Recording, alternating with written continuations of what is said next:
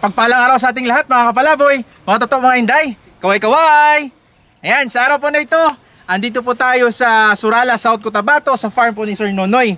At saka kasama niya po yung mga farmers niya, si Alex at saka si Jimboy. Kaway-kaway po sir! Ayan, kaway-kaway! So ngayon po nakikita niyo po dito ang kanilang siling labuyo o siling Taiwan. Ito po ang variety nila ay Red Hat F1 sa East West Seed Company po. At Sir Nonoy, matanong lang po namin kung ilang hektarya po ito sir ng taniman nyo po? Sa Atsal ko sir, mga 50,000 ka plants, tapos dire mga 50,000 man. Ayun mga palaboy, may 50,000 na puno pala ng Atsal si Sir Nonoy doon. At dito 50,000 din na puno ng labuyo. Labuyo, ayan. Sir, itong labuyo nyo po sir, mga ilang buwan na po ito? Mga March 5 po ni sa Quintanom sir. Mga ano na, March, April, May. Mga dalawa na, sobra. So 2 buwan na ngayon? Oo, sobra. Sobra 2, bagta 3 buwan, pero ganito kaganda din yung tubo niya, no? Oo. Ayan, so ngayon sir, Nonoy, ano po yung mga na-encounter nyo na problema dito? Ito sir, yung pangungulot niya. Ayun, so yung mga anthracnose. Anthracnose, ayun. So yun ang mga karaniwang sakit mga kapalaboy, at pag-uusapan po natin. At tutulungan po nito tayo ni Dr. Germs. At today po ay May 16, Sunday po, pero andito tayo ngayon sa mga farmers kasi ang heart po ni Dr. Germs ay tumulong at para mapalaganap po yung advocacy niya na for healthy people, healthy environment at saka less po yung expenses dito sa ating mga crops o mga pananim natin. So pag-usapan natin kung ano yung mga karaniwang sakit ng atsal at saka labuyo, siling labuyo, at yung yung mga gagawing mga kagamutan o yung mga pagva-vaccinate ba ng ating mga tanim. So, Doc Germs, kaway-kaway! Kaway-kaway! Ayan, magandang hapon, mapagpalang araw. Ayan. Okay. Doc, ano ba yung karaniwan talaga? Bakit po nangungulot yung ating mga tanim na mga siling labuyo at mga atsal po? Ano po yung cause nito? Ano ba yung pinaka-main talaga na bakit siya naglalabasan po? Okay. Ito siya, isa siya sa mga dahilan nito ay yung mga thrips. Yung mga insekto na nakatago dito sa kanyang mga talbos na halos hindi nakikita ng ating mata. Ngayon, sila yung mga insekto na halos may dalang virus. Ito yung tinatawag nating curl disease. Ayan, Itong curl disease na ito ay reaction ito ng virus ay ng ating sili doon sa virus na nakapasok sa kanyang katawan. Pero hindi naman ito dapat nating katatakutan, no? Kasi sa panahon ngayon ay pwede na natin itong magamot within 1 week. Makikita ninyo na makaka-recover ito sa pamamagitan ng pagbabakuna. Ayun. Then, mag-spray tayo ng vaccine kasama nung kanyang mga yung humic acid na nilagay natin. Ayun. Then, mag-spray tayo ng 2 beses sa isang linggo. Tapos ito, medyo didiligan natin ito. Drenching po ang tawag. Once a week. Pagkalipas ng 1 hanggang 2 linggo, makikita nyo magiging bagong dahon na ito. Ayun. Ito, matabunan ito ng mga bagong dahon. Lalabas yung bagong usbong na dahon na healthy na. Ayun. Yan. Yan lang. Pagkatapos, itong mga insekto na nagdadala ng virus ay mummified or magmolds in just 3 to 5 days. Ayun, mabilis na po. Opo, sa pamamagitan ng ating mga living organisms na nasa crop vaccines. Sa crop vaccine na siya namang gagamitin dito. Ayun. Ito yung tinatawag nating rehabilitation. I-rehab natin itong mga nagkakaroon ng sakit. Ayan. So ito po yung crop vaccine na sinasabi na sa mga nagtatanong. Kung nagtatanong po kayo kung FPA approved po ito po yung registration ng FPA. Yan po. So registered po tayo, pwede po tayo magpadala sa buong Pilipinas at pwede din po pwede ba sa ibang bansa, Doc? Opo, pwede. Ayun, pwede mga kapalaboy. At kung mag-order po kayo nito, pwede po kayong tumawag sa numero na ilalagay po namin sa description at saka dito mismo sa video ito. At may papadala po si Doc Germs na mga tulad nito, na mga sample na ganito. Mga babasahin. Mga babasahin kung ano klaseng mga yung magagamot niya, Doc, no? Anong problema nila nandyan? Ayan, so dito yung mga din po.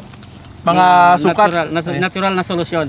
Natural. Mababasa nila. Ayan, so ito po yung magiging future transition po natin from conventional, biological, papunta po tayo sa organic farming. So yun. Okay, balik tayo dito. Ito din yung isa sa dahilan na noon ay may mga ano dito, may mga substance pa ng herbicide. Ayun. Kasi dati-rati, ayon kay Kuya, dati itong maisan na ginagamitan ng herbicide. Dahil doon, ang herbicide na nandito ay hinihigop ng tanim natin kasama ng nutrients at tubig. Ang tendency, maapektuhan din ang kanyang paglaki. Kasi toxic para sa kanya yung substance na nasa herbicide. Ayun. So, Isa niya sa mga dahilan din. sa factor pala, no? Mhm. So, ganun pala katagal, mga kapalaboy. 10 to Matagal. 20 years.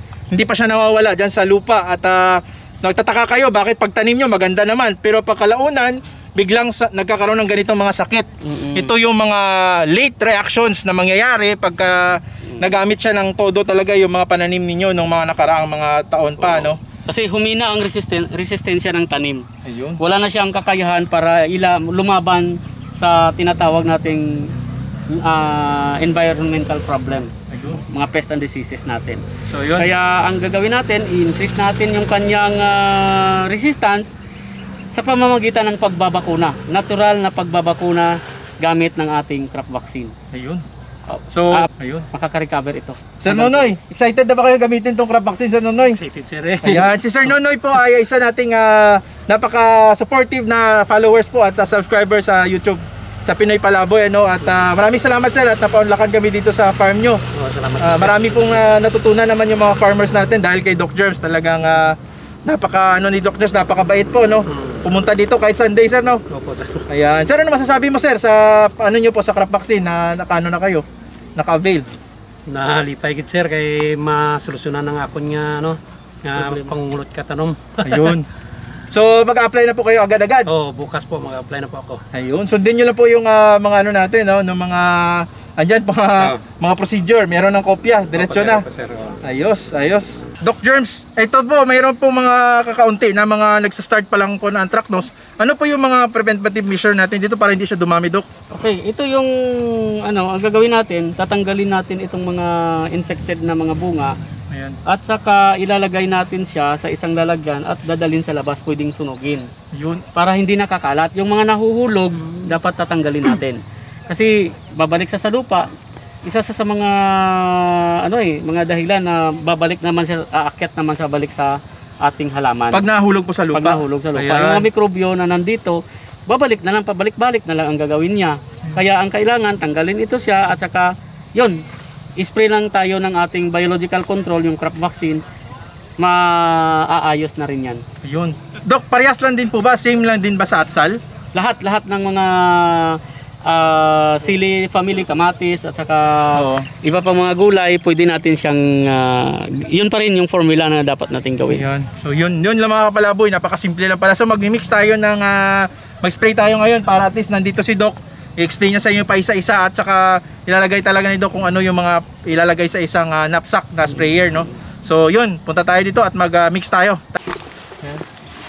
So yun mga kapalaboy, tuturuan tayo ni Doc Germs kung paano ba yung tamang mga sukat ng pag-mix nitong mga crop vaccine tsaka soil expert. Sige. So yun, Doc. 5 kutsara. I-mix muna. Mix muna. Ng ayos. Tapos tayo? 5 kutsara.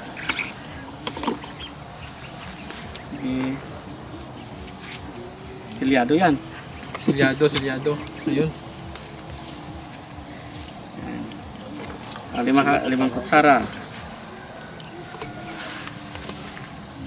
Yan. 1, 2, 3,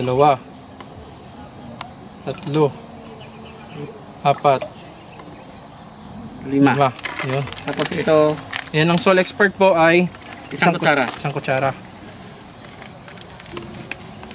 Ito kaya. Ganoon lang po kasimple mga kapalaboy. Kutsara. Ano lang, crop vaccine tsaka soil expert, 5 kutsara o 5 tablespoon ng crop vaccine at isang kutsara lang ng soil expert. I-lock malak mo na. Tapos naka-ziplock po siya. Ayan, so pwede pong pwedeng kamayin, walang problema. Pag nag-mix nito, halimbawa, i-mix mo lang, ganyan. Pwede rin, ilagay mo ito sa loob. I-mix din. Tapos ano mo siya. Ayan. Mix. So, non-harmful po siya, hindi siya toxic, no? So, okay yan siya. Baka may ako dito mga galis-galis, mga gagaling pa. Pinutalex. Ayun. Sa ilalim ko yan. Dalam. Yan, para ma-mix isag maayo. So yan, ganun ang kulay pala Doc, no? Parang live na live talaga mga kapalaboy. Yan. So, Doc, na pag ganyan, ma-activate po ang ating crop vaccine kasi live microorganisms po siya. Pagka na, ano na siya, nagkaroon na siya ng moisture, Ayun. hangin, Ayun. at saka masikatan ng araw, mga-activate na rin ang mga mikrobyo natin. Ayun. So yun. Tapos mga kapalaboy. gagawin na nila ang kanilang parte Ayun. para sa pagtulong sa ating mga farmers. Ayos. Okay, pwede na. Ayun. Tira Kuya Alex, larga. Medyo pasagit ko ha. Medyo pasagit. Explain pre. Sige, padayon lang. Tunay na pala, boy. So yan mga kapalaboy, Kuya Alex, ang pag-spray lang po daw, sabi ni Doc ay dapat basahin lang talaga siya ng todo. Ayan, sa ilalim at saka sa taas, no, para pati sa ilalim maprotektahan din yung mga yung mga damo doon at paprotektahan talaga siya. So yan. So itong hopefully next week yung mga bago na naman panibagong mga sucker o lalabas na uusbong yung mga bagong dahon. Talbos niya, Doc, no? Opo. Ayun. So tama po yan, Doc. Okay na yan. Okay yan. Okay yan. Perfect daw, perfect. Good job, Kuya Alex. Good job. At least pati yung lupa na tinamaan, no? Ayun, parang drenching na din Oo. Yung mga soil-borne diseases diyan, makakaano din. Ayan, may mga white flies pala, no? May lumilipad. Ayan, sigurado 3 to 5 days. Mold na yan. Magmo-molds na, ayun sabi ni Doc, no? At saka yung importante doon, halimbawa yung mga ibang mga insects na hindi siya nasa ilalim, pag yung iba nasa taas, pag pumunta din yung mga kaibigan niya na insects doon, madadamay-damay sila, parang magkakahawaan sila. Hindi na pala mag-ano no, late na ba yan? Wala, no? So pwede. Pwede, wala kayong maamoy, no? Wala, yun. So yun ang maganda. So non-toxic siya mga kapalaboy, napaka-healthy po nitong crop vaccine. Tsaka yung soil expert, no? Yan. Galing. Doc, yung soil expert po ay nag-activate po ng ano yun, Doc? Yan yung humic acid at saka fulvic mineral na kailangan din ng natin, ng ating mga mikrobyo at ng halaman din. Yun. So best partner po talaga ng crop vaccine. Maliban sa mikrobyo, ang halaman nakakatulong din siya bilang isang nutrition Yun. ng halaman. Mag-activate din ng mga nutrients. Yan. So yun mga kapalaboy, ang best time po talaga na mag-spray, na mag-apply ng application na ganito ay hapon. Yan. Morning, tsaka hapon. Tama ba yun, Doc? Tama. Ayun. Pero, mga anong oras po kayo, Doc? Mga 7, gano'n? Umagang-umaga. Ayun. Ito sa hapon, mas maganda itong hapon kasi pagkagabi, maginaw ang panahon, gustong-gusto naman mikrobyo natin yan. Ayan. Dadami sila. Ayun. So sana po marami kaming natulungan sa inyo at na-inspired kayo sa mga ginawa naming videos today at napaka-bless po na talaga natin at saka ng mga farmers dito ngayon sa Surala. Especially dito sa barangay nyo, Sir Nonoy, no? Oo. At marami po tayong napa-inspired ulit at natulungan at bagong teknolohiya para at least mapalaganap po yung advokasya ni Doc Germs na biological farming, na for healthy lifestyle, healthy farming, healthy environment, tsaka healthy food, at saka yun healthy people. Yun pinakamaganda. At ang sabi po ni Doc Germs ay your problem is my opportunity. ayan, so kaway-kaway mga totoo mga inday, mapagpalang araw sa ating lahat. Maraming salamat, happy farming, kaway-kaway tayo na sir. Yan, kaway-kaway sir. Yan. Yung mga tao. Tao, kaway-kaway, kaway-kaway. Kaway-kaway po, yan sila mga natulungan natin today. Yan, kaway-kaway sir, kaway-kaway. Yan, maraming salamat. Ayos. Okay na?